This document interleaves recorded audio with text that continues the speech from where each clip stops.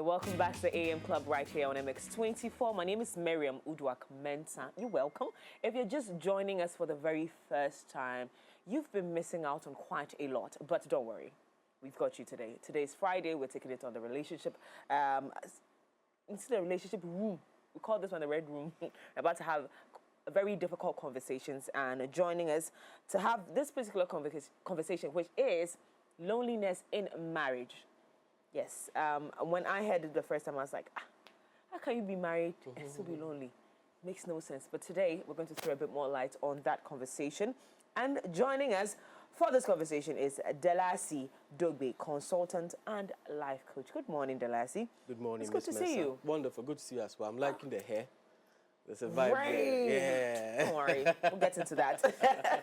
And my favorite couple, 2024. I discovered them this year, and I'm in love through and through. But they're joining us to have this conversation this morning as Reverend Moses Banasin, Benisan. Yeah. Perfect. Benisan, head pastor, Family Altar Ministry, and his beautiful wife. I had to take my time to say that one. Beautiful wife, Mrs. Mauli Benisan. Good morning, guys. Good morning. It's good to see you. It's good to see you guys. I was telling my mom that she and her husband, that's my father, they used to be my favorite couple, but I just found new ones, so they'll be replaced. They can deal with that one. Good morning, guys. I mean, it's good to see you. Like we do every Fridays, we have conversations around Sure. relationships, try to educate people. When the conversation of loneliness in marriage came up, I thought that this is weird. How can you be married to someone and still be lonely? How can you have company and still be lonely? But then it's a real thing, it's happening. And so we're going to delve into that pretty soon. So I'm going to start with you. Sure. How do you define loneliness in marriage? Because you have company, you have someone in the room, you can't see them. So how do you define loneliness in marriage? Thank you very much. And as you said, a very important topic. Yeah. Loneliness in marriage is an emotional feeling of isolation. You're married to somebody, but you feel isolated. You feel undervalued. You feel disconnected. You feel discharged. You feel that there's no connection between the two of you. And the fact is, it's emotional. You can sleep on the same bed and still feel lonely. That is what emotional loneliness in marriage is. Yeah, loneliness in marriage. So it doesn't have to do with you being on the same bed in the same house. It has to do with how you feel, how you are disconnected from the person, how you don't feel like the person is your friend, how you don't feel like the person sees you. You feel like the person is there but not there. So that is loneliness in marriage. And the problem is that for a lot of people, the idea of marriage is that they are going to be together forever. Yes. So why should they feel lonely? It's a mindset and psychological thing. It can happen to anybody. Yeah. But how does this start? What does it look like? But before we get into what it looks like, because I'm literally trying to jump the gun to understand this whole thing. Have you ever come across a situation like this, and how did you approach it? Yes, we always meet people who feel very disconnected in a relationship. You see, the thing is that the world is a lonely place. You were born alone. You would die alone. We live in a very lonely world. When you read Psalm 68, verse 8, 6 and 8, the Bible says that God places the lonely into family. So God actually realizes that this world is a lonely place. Because of that, he created a family, okay, to cure the disease of loneliness. When a child is born, the first thing the baby does is to cry. If the child doesn't cry, the doctors and the nurses, they will pinch the child. You have to cry because you have entered a lonely world. A world that you are surrounded with people. You said the danger of loneliness is that loneliness does not mean isolation. You can be in a crowded environment and be very, very lonely. So somebody can be in the desert and not be lonely. Somebody can be in an environment of people and feel lonely. So I say that take charge, take responsibility of your life. Create your joy and your happiness. Because I don't think you should extricate the responsibility of you feeling complete and happy in the hand of another person. So for you, it's a mindset thing. It's a mindset. You have to find a cure for your loneliness, and there are things that cure loneliness. Oh. Yes. Oh, we'll get to the cure. Because I'm getting, and I'm glad that today we're getting this. I'm getting two different ideas, totally opposite ideas of what loneliness in marriage looks like. But let me take it from the female perspective, because we are the emotional, not the weaker vessel, we are the emotional vessel. The emotional vessel. And we get to see of first-hand experience some of these things, not to say that men don't. Because I've seen a lot of men who feel very isolated, you know, in their relationship. So, but we are dominant when it comes to this conversation. Have you ever come across this conversation? You are new in marriage, so I'm sure you have not gotten there. Oh, I haven't gotten there, and I don't think And I you will will. you will never get there. But I would say that loneliness is being physically absent and then emotionally present. Like, you just kill everything around you. There are people around you who are probably extending love.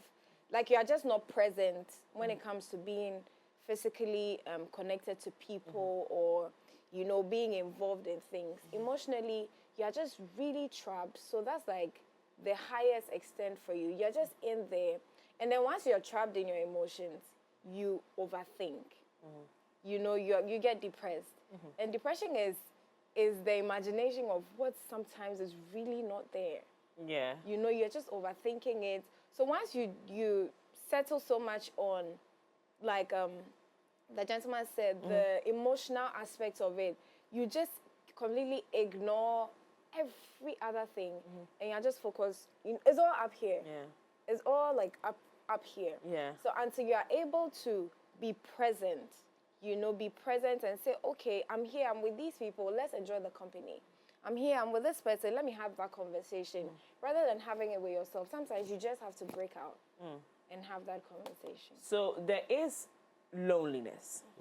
It's a general thing. You're not married, like you're just lonely. Sure. And then there's the loneliness in marriage. Now, I would have said that loneliness generally, I mean, it affects everybody. Like, everybody can experience it. But then now, the difference between that kind of loneliness and having someone present, even though in real life you have family, you have people, but sometimes the kind of love you're looking for is not the one that your mother will give you. Absolutely. So what is the difference between that loneliness and the one in marriage? Like, is there any difference even? Is there any difference between that? Okay, the difference is that the whole process in getting married, the whole talk is the two shall become one. So psychologically, it means that when you're one, it means that together, whatever happens, you are together. But we don't learn that we are individuals coming together. A lot of people learn that later in marriage, that two different people coming together. And when they come together, they have their differences, their challenges, their expectations. So what happens is that what activates this is expectation. Expectation. We don't learn before we get into marriage. Marriage comes with different levels, just like life. For example, in every relationship, or even in typical marriage, there's the romantic level where you have that butterfly vibe. Yeah. Charlie, it's like a movie setting. Dopamine. Yeah, exactly. Your energy is high. Then you go into the honeymoon setting. Yeah. You know, you're getting used to each other. Yeah. Then you go into the level of stability, getting to know your spouse. And that level, that's when you get shocked. Say, no matter the number of years or months you dated your partner, you'll be shocked in marriage. Because the settings will change. The reality. The reality will hit you. Now Is that so? Absolutely. But this is why coaching is important, counseling is important, where the picture is painted to you. I've done 13 years in marriage. I've been blessed that I used to speak to older people. They used to share their experience with me. So I got the picture of marriage that it's not the honeymoon throughout. You have the romantic stage, the honeymoon stage, and the reality stage, and then the conflict stage, where it might be guns and knives. Not guns and knives, psychological, physical, where you start disconnecting because expectations are not being met. And that is where the loneliness is activated. I expect you to listen to me every day. I expect you to be there for me. But the two people in the marriage are human beings. Sometimes they will fail you. I expect us to be intimate. Back in the day, I used to hear that when you are married, you are going to have sex every day. When it's raining, you're going to have your partner by you. But the truth of the matter, there are times when your partner says, I'm going to work the next month, don't touch me. I want to wake up. It is reality.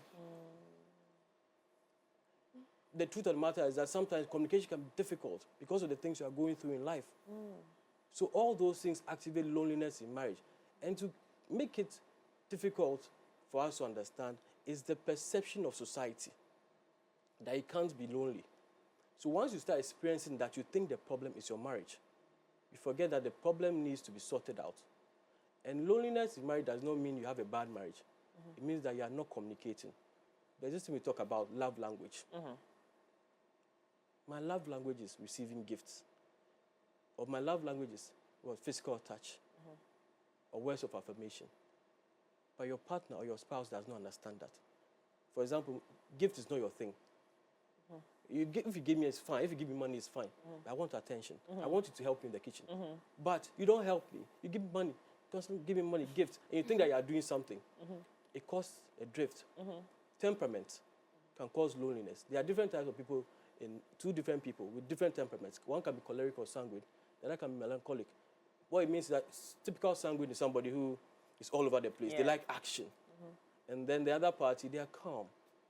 But if you don't meet in the middle, one party will feel lonely.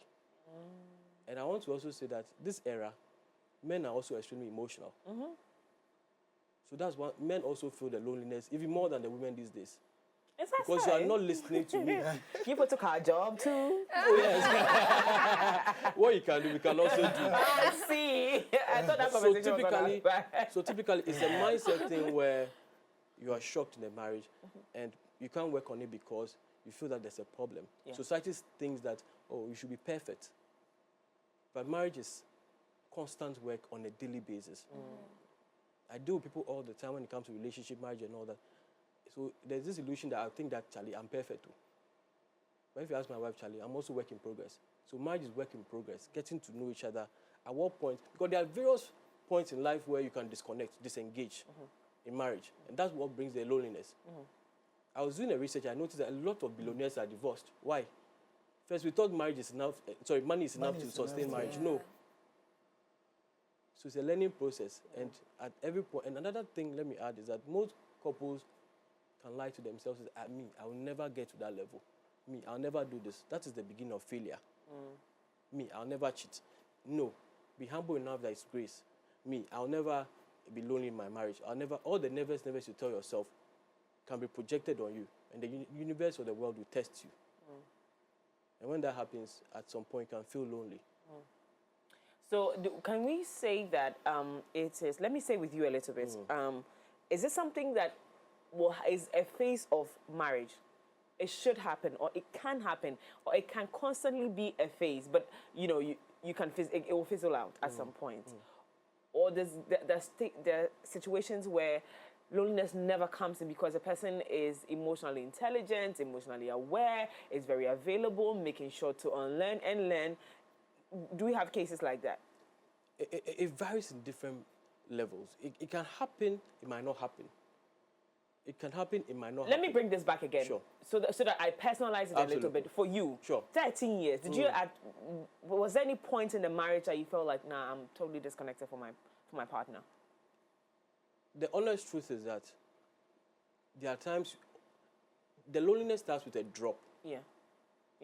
Something you'd feel disconnected based on conflict. And the conflict is not resolved. And then you just cover it up. But what I've done is, I'm a person who likes to communicate.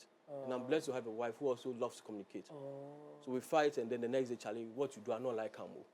I see. Yes. So we've been friends for... So the thing is that friendship is key. Yeah. Friendship is key. Yeah. There are times when I feel disconnected.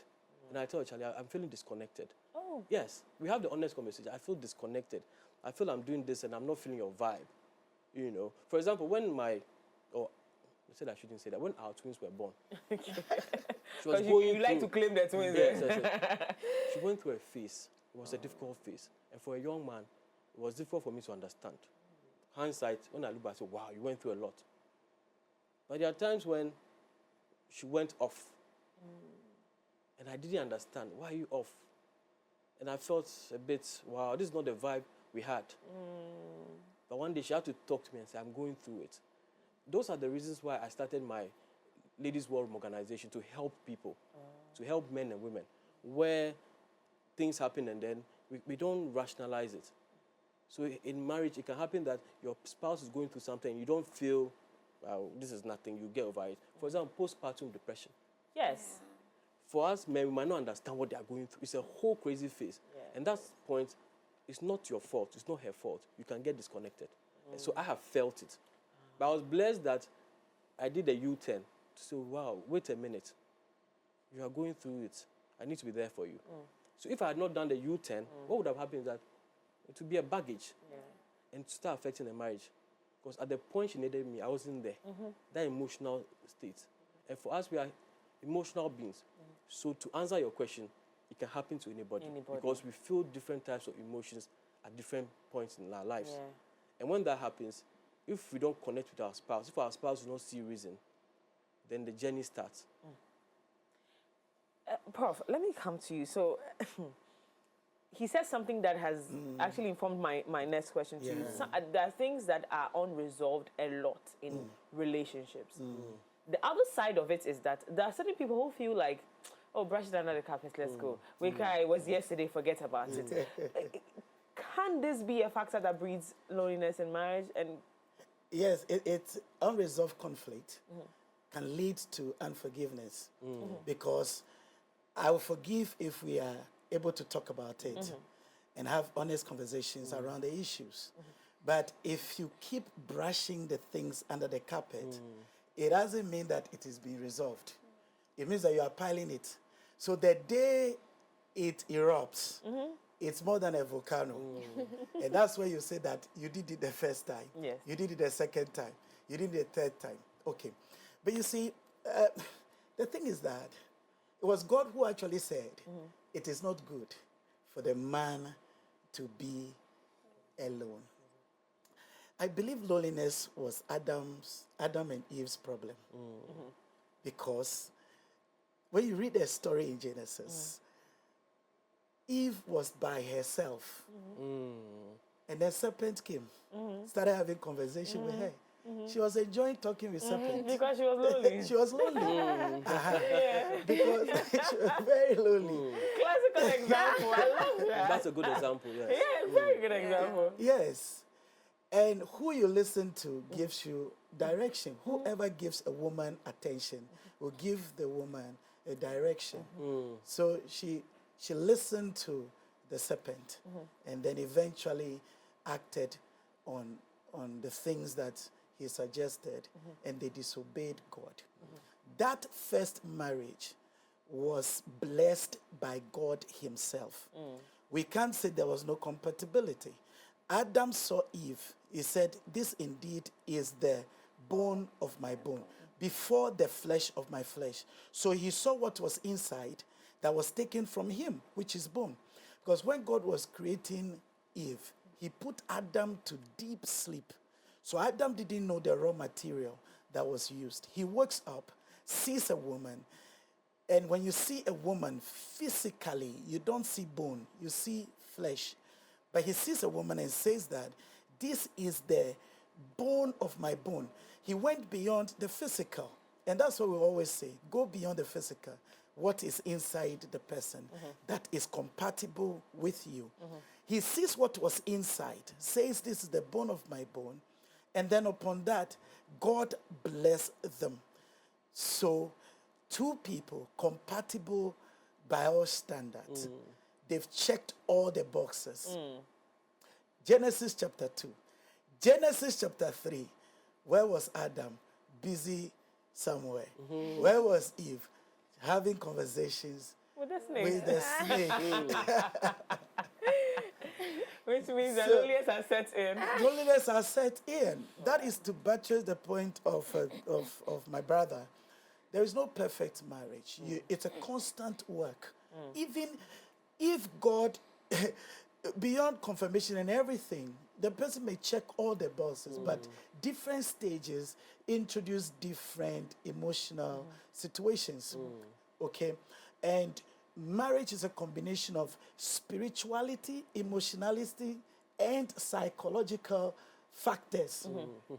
When it comes to emotions, there is these enzymes that is responsible for feeling loved and love for someone. It's called oxytocin. Now, there is also dopamine. Dopamine is the enzyme that is responsible for happiness and joy and pleasure. So that thing that creates the butterfly in a person is a result of a release of dopamine and oxytocin. The reason why you have sleepless night thinking about someone is because of dopamine and oxytocin. Emotionally, without these chemicals, you don't love the thing. Okay? So somebody is dying for you, and another person, you are dying for somebody who is not looking at your angle. Why? Because the person is not feeling that connectedness. Okay. Now, these things can be affected by our psychological state at a moment. So if I feel disconnected, instead of receiving oxytocin and dopamine, I receive the opposite of it. And the opposite of it creates anger. It creates hate. So the opposite happens. So instead of feeling much loving you, I begin to hate you. That is why when two people who are in love, they begin to hate each other. It is chaotic, and it is very, very dangerous. That's when like guns and saucepans and everything comes into it. Blocking comes into it. And everything, So it is very important for us to know that we need to develop, we need to nurture that friendship from the early stages. A friend of mine wanted to marry, and then the father called him and said that Gladys will be a good wife for you. He told the father, but Gladys is my friend. You know, a lot of time when we think that when we have to marry, because the person is your friend, the person is not qualified, or the person is too all my close. Friends are not qualified. All my friends are not. I've disqualified all of them. But it's as to whether somebody is qualified or not, it depends what you are looking for. There are times when we look for things that really will not sustain the marriage. So I tell people, what are you looking for? You're looking for a successful marriage, so make it work. Make it work. Develop the friendship. Find a way to satisfy each other. We are emotional beings, and sometimes we feel very, very disconnected, very sad. There can be various reasons. You can wake up out of a bad dream, and your whole emotional state is just destroyed. And you will need your partner to be there for you, to make you feel encouraged and revived. Yes. On that one, I didn't want to lose this thought. A young lady spoke to me about her relationship. That's near marriage, and she was talking about how the man constantly invalidates her, constantly makes her feel like she's crazy, like what she's talking about doesn't exist. And I looked at her and I felt like I have been here before. But now I'm thinking about it and like, then what do I tell her? Because what I did might not work for her. But I foresee disaster if she proceeds to get married, because I think they're prepared to get married. She proceeds into marriage. I feel like someone who invalidates you in a relationship, it will invalidate you in marriage. It doesn't change. But what do you think? Well, I just think that as it starts, that's how it ends. So, and then when you're in love, you're just so close to the person you can't see, and it's hard to detach. But I'll say that she can just, lay low a bit, just sit back. I mean, it'll be hard, so maybe introduce counseling as well. But just from her own perspective, she's in love. There's not much we can do about it. So our advice, she talks to like a counselor, someone who can really guide her, because this looks like a red flag. in an unending A red banner. situation. Absolutely, yeah. People Yeah, think, right, you agree with me? yeah, marriages actually end before they start. This is a clear indication that this is what's going to happen when I go in, unless she just wants to overlook it and deal with it. Deal with it. Yeah. I mean, sometimes there's societal pressure of when are you getting married? You have to marry. And Like, I you think want they've to been marry dating for over 8 people. years. You know, so you're So she has already emotionally committed. invested so much into the relationship. And that's all she knows. Yes. Based on what you were saying, I was introduced to a widow some time back, and I went for the husband's funeral. And I noticed I'm very observant, some excitement Hey. during the funeral. So Quiet. during the funeral, instead of being, quiet, she was very excited. So I decided that after the funeral, I would inquire. Luckily, we got connected. And I asked her the question. She said she's been lonely for 40 years in her marriage. 40 years. Yes. And one of the things that caused the loneliness was the invalidation. She was never able to do the things she felt she could do. Sit here, don't do this, don't do it for 40 years. Now she feels free. And she saw it at the beginning. But she thought it was manly. She thought it was sexy, romantic for her man to be in charge. So you can imagine 40 years in marriage. She never felt herself.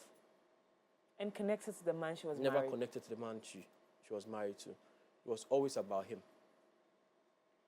Can I spiritualize this a little bit? And pardon No, me yeah, with sure. your profession. Sure. But are there any spiritual contributions to this? Like, also tell me that there's some spiritual connection, because 40 years is a lot of years. Yes. When it happened like that, it means that there is something else that is holding her in the marriage. Probably, maybe the man has money. So, women like security. There are things that give them security. Sometimes Absolutely. it's either there is some financial security. So she feels like, okay, I just have to endure. Yeah. Or sometimes she feels sexually satisfied by the man. So she wants to be there. Or there must be something. The children kept her in. The children. And the court of public opinion. Yes. Because of their level, what would people say? So what she did was also always to follow. He's somebody who did well for himself and impacted a lot of lives. Out there, he was amazing. The hero. Yes, but at the house, he was authoritative, a narcissist. So she stayed because of what people will say. Now, these features called one which has gained public prominence is narcissistic behaviors. And we find it in both men and women. And I want to say this categorically because a lot of women think that they cannot be narcissists. Sure. There are a lot of They use narcissists. manipulation. Exactly. That's That's the another way. technique That is, yes. women use quite a lot. Sure. Can that help push the agenda of loneliness in a relationship, in marriage? Now, the reason I'm saying this is that a lot of people think that he's just a narcissist who controls me around, but I am connected to him, right? Okay. So I don't feel like we're disconnected or any. When he is gaslighting, he gaslights in my favor. Like he says that we fought in the morning, come let's go into the bed. And so I'm cool. I can see the trait of narcissism, but I'm okay. Staying in there in that space and that time, can loneliness still keep you alive? Like, you're lonely, but you have something that is holding you together. Can that be termed as loneliness in Let marriage? me tell you something. The most beautiful. You see what I'm talking about? Yeah. The Toxic. most beautiful form of love Yeah. is for your partner to make you the best version of yourself. It's your partner to allow you to be expressive, to be who you are. Yeah. But when it comes to a narcissist, you're a puppet. Yes. And you never feel yourself. You never be who you want to be. So you are put in a box or a cage. Yeah. And that's how it feels like. And that's the worst form of loneliness. Yes. To be put in a box, to be in somebody's cast, or to be in somebody's movie. That's the craziest form of loneliness. And that's what a narcissist does to you. I'm putting you in this box. When you get, I know what you can do. So when you get out of this box, I can't handle you. So because of that, I'm keeping you in that box. I'm controlling your mind. By the things they tell you on a daily basis. You have a great idea. Oh, it's a useless idea. Oh, I want to do this. No. Let's do this instead. No. Your life is being controlled. Yes. When your family is around, you're pretending to be happy. That's crazy loneliness. he's nice to your friends or she's nice to your friends. And that's the highest level. And based on what I do, I get calls, and once I hear, I know what is happening. And it can be the craziest form of mental health because there's somebody operating your buttons. Even when it comes to sex, you are being operated. You are not yourself. That's the craziest thing you can do as a human being. I saw you sign on what I said, so please, whatever is on your mind, please. Yeah, so like the judgment said, the lassie said, it just, being around someone who is a narcissist suppresses you, your personality, your identity, your likes, it just suppresses you completely. And then the person just solely takes charge of your mind, your thoughts. Number one, it makes you feel like you are not complete without them. So, they become your safe place. That's even the worst part of it. They become your safe place because you feel nobody understands you as much as they do, even though that's emotional abuse. They make you feel like you're not worth it, and then they being around you always validates you on the other hand. So nobody can really get the best out of you. And when you find yourself in this space, in that lonely space, there is nothing anyone can tell you. Absolutely nothing anyone can tell you to make a U-turn. In fact, once the person tells you, the next person you are going to tell is the same person. Yes, and then he makes you feel like nobody likes me. Yeah. The people around you just don't like me. That's why, so now you even avoid getting help because you know that people are just not in support of this guy. I love him so much. You are covering up for the kind of person you know he is when he's just ruining you completely. So as for this one, I think Prophet will continue with prayer, fasting. Like it has to be broken completely. Yes. When you read Ezekiel 16:44, it says that, so you're asking if there's any spiritual. Yeah. Okay. Ezekiel 16:44 says that, like mother, like daughter. You see, as the mother was, so is the daughter. And then he started listing some of the things that the mother emulated or represented, and which has to do with promiscuity, sexual promiscuity, and infidelity in marriage, or inability to enjoy her marriage. Okay, yeah. It says that your mother was a Hittite, but she was in an Amorite relationship. Okay. Now, he's saying that, and then he says that, and your sisters also, so are they. Now, when you want to take that passage, then you're talking about a generational pattern in a particular family regarding marriage. Sometimes there are patterns, okay, that... This is why I love you. Let me take your permission to love him. He will carry you from a place and you'll be like, Yes. Then he's like, okay, so please continue. There are patterns that operate. Now, if you look at the life of Abraham, Abraham delayed 25 years before he had Isaac. So from the word go, Isaac was already behind time, delay. Then Isaac was growing. He didn't have Isaac doesn't know how to talk to women. Okay? Maybe because he was being pampered. He didn't know how to rap women, like talk to women and just a woman. Those are skills people learn from GSS. It's at their fingertips. Their fingertips, yeah. But he couldn't. Some people have their skills. While you must say, are your feet paining you? You've been running through my mind. I remember in JSS we used to write the brightness of the day caught me the opportunity. He didn't have that. He didn't have that. So the father had to call the servant Eliezer, ask him to go to his people because he realized that Isaac was being delayed in marriage. Eliezer goes and says that the one that sees me thirsty and gives me water, gives my animal water, that is the person to marry my master's son. Then Rebecca comes, was just going to fetch water on a normal day. And because of that, I tell people that don't don't look for marriage. Look for personal development. Keep working, keep developing yourself. Be doing what you're supposed to do. Marriage will find you. Okay? Marriage will find you. Now, so she goes to fetch water on a very simple day, normal day. It's her routine work she does every day. So she's just doing what she does. Lo and behold, that was the day of her engagement. She didn't know. Fine. It came like that. Then they go home.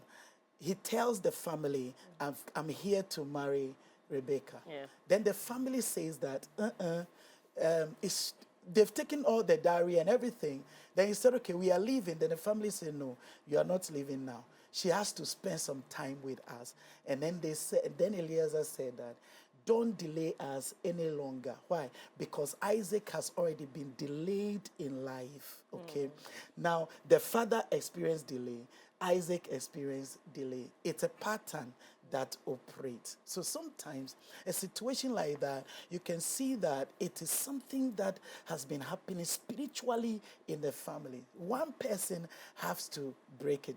Jesus told a parable. He said a man married, didn't have children, died. His brother married the same woman, didn't have children, died.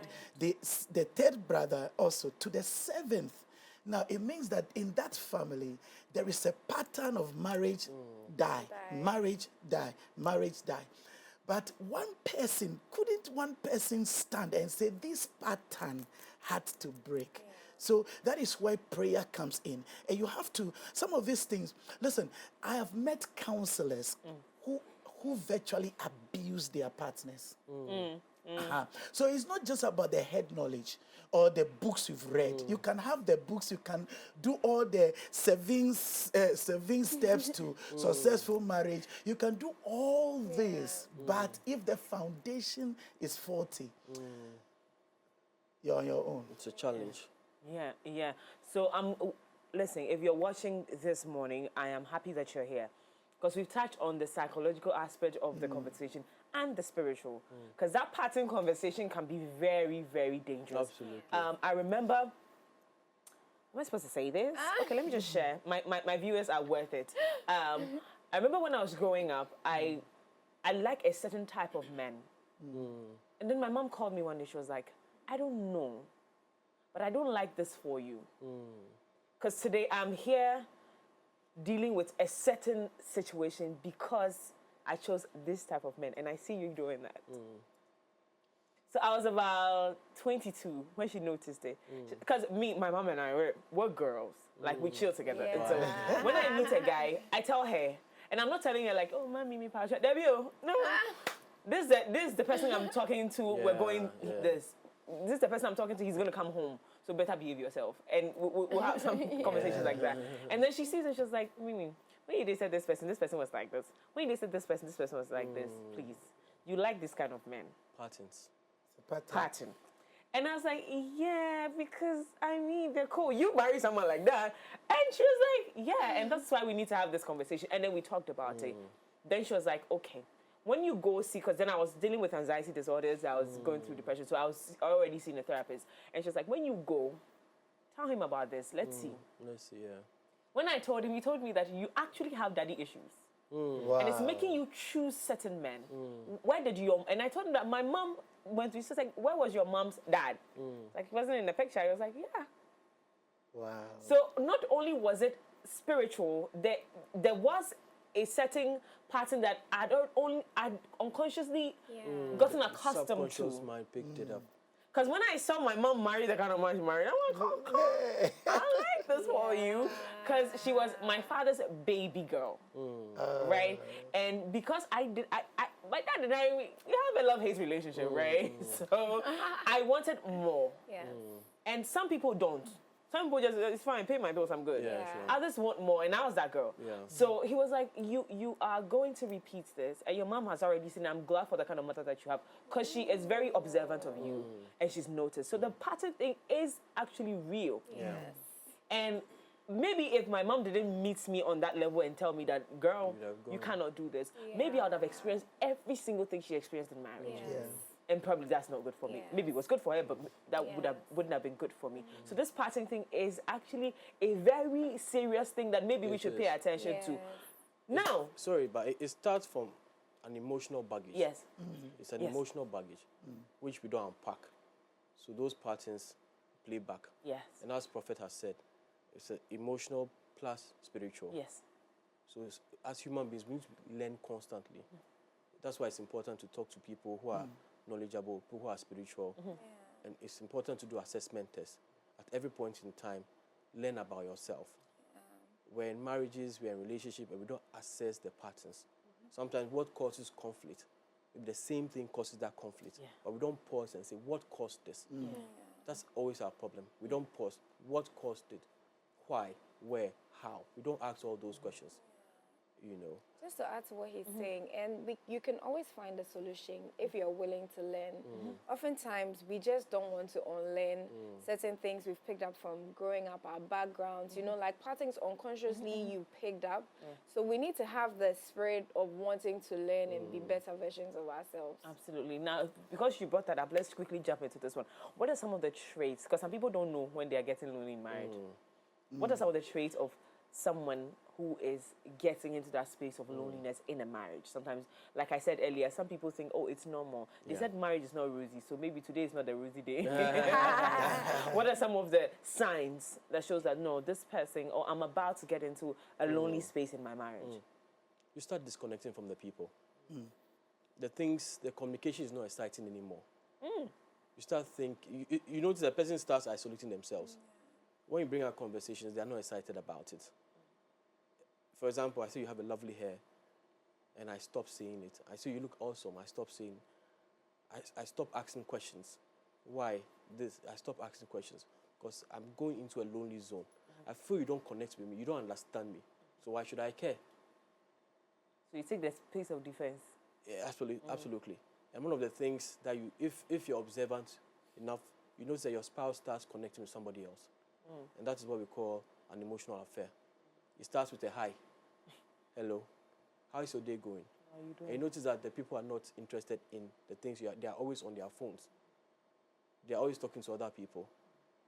Those are the signs that will show you that the person you are with is in a lonely state. And for you as a person, you start feeling just disconnected. You are not just feeling the vibe. And most often, because I mentioned that we as married couple or people who are in marriage, we think that things like that can't happen to us, we get into a state of denial. We get into a state of denial. So it's not a problem, but it's a problem. You can't talk to your spouse anymore. It's a problem. You don't care about them anymore. It's a problem. You start talking to other people. It's a problem. And because you're in a state of denial, you don't seek help. You rather seek validation. You rather want to cover up what you are going through. Maybe if I talk to somebody else, I'll be fine. And you end up talking to the wrong people. And that can happen to anybody. A lot of great relationships have been destroyed because of that mindset. That mindset that, oh, I can't go through this. I'm perfect. One of the things I tell people that never ever tell yourself in marriage that you are perfect. It just takes one thing to just activate, and that's it. Interesting. When you are the one making that type of punishment on the person, what should you do? Because, for instance, you're in a relationship. You realize that you're giving attention that you're supposed to be given to your partner, to someone else. What do you do? I'm going to take you from the psychological aspect, but from the pastor's problem, aspect. What do you do when you are the one meeting? Yeah. The first thing I want to say something before women are loyal to their emotions. Okay, so when a woman is emotionally disconnected from you, you just have to resurrect. If you don't resurrect, you are gone. You are gone. Yeah, I'm going. You are gone. You know, irrespective of what you have. Yes. Okay. I agree. But so what do you do if you are the one meeting the loneliness on the other person? You need God. Okay? You see, God, the knowledge of God and becoming Christian shows us how to love others. It says that love your neighbor as you love yourself. That love opens us up to know how much our neighbors need from us. And so being in a space where you've brought somebody's child, and I'm looking at it from the perspective of a male doing that to a woman. I mean, for me and my wife, there are things that connect us together. And very simple things, okay? When I'm bypassing her in the house, I will hit her small. Then when she's also bypassing, we always want to feel connected. A little touch here, a little touch there. Know that I'm around. We are here. You are not alone. Yes, See me. I'm in your I'm in your space. We are together. So that Love little touches does a lot of magic. Yeah. And then also, we eat together. We eat together. So we always look forward to the time of eating. It's like the best time in the day. The best time in the day. And then we feel guilty when we're not together and everyone is eating. Like maybe we are just out doing something. I personally feel guilty that, I'm not eating with him. Is he eating? You know, that kind of. Girl. And Okay. then I also, would feel like this too. when we're going somewhere, you arrive, you set a note, I've arrived. Okay. Yeah, and we're done. Those little things helps to cure the problem of loneliness in marriage. The thing is that the person you are living with is someone's child that you've gone for. Please take good care of the person. Let the person feel at home. I tell people, create heaven for your spouse. Let your spouse feel loved at home. There is a difference between a house and a home. A house is the building. A home is the atmosphere in the house. You can have a very beautiful building, beautiful couch, big television, air-conditioned rooms, and it's still a house, and it's not a home. That person would prefer to even sleep in a single room with a man that loves her. I love that. I love that. Now, for you, I want you to answer the question of when you're the one feeling the loneliness, what are the first steps you have to take? Because it's marriage. Bible says that don't go. Not that the Bible that Prof reads, the one I read, he says don't go. Don't get divorced. But when you're the one feeling that type of when you're the one getting that kind of feeling, like I feel disconnected from my partner, I don't feel like we're doing this, I don't feel the vibe. In fact, I want to go and vibe somewhere else. What do you do? Okay, so number one, you communicate as soon as you can.